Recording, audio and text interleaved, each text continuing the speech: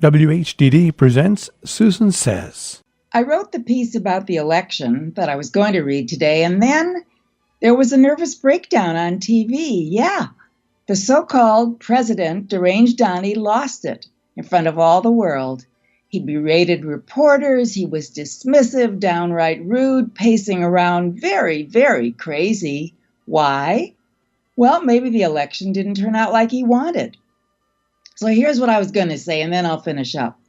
It was a very upsetting campaign, with Deranged Donnie stooping to the lowest common denominator, preaching hate about the hordes coming and racism so obvious, and the results were, well, mixed in my opinion. No blue wave, but a pink one. Yay, women! First American Indians, gays, military, you rocked. Republicans under indictment win. A dead pimp wins in Vegas, figures. A moron who looked like a deer in the headlights beat a competent, charismatic, terrific black man in Florida. Florida needs to go away. Storms should remove it from the U.S. Maybe their brains are melted from the sun. Steve Schmidt, former Republican operative, says the stench of racism and bullying will linger around the Repugs for ages. We have no leader, not in the Democratic Party either that I see, except for Beto, who came so close.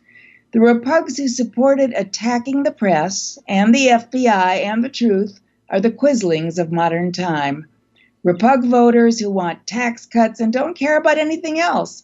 They possibly hate like he does, shameful, and they're a large part of this country, too big. Michael Moore says Deranged Donnie is an evil genius at marshaling hate. I agree.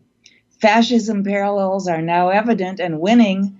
America is not the exception in the world, people. It can't survive the ugliness that has brought down other civilizations.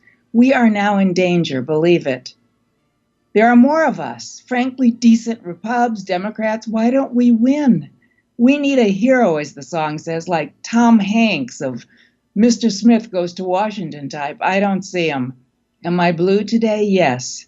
Sad and not hopeful. The blue wave was the blue splash. The pink wave is the only really happy color I see.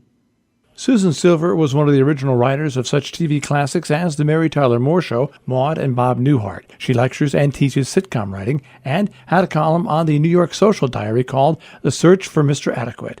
She hasn't found him yet. Appearing on TV and radio often, she expresses her views on life and opinions on everything.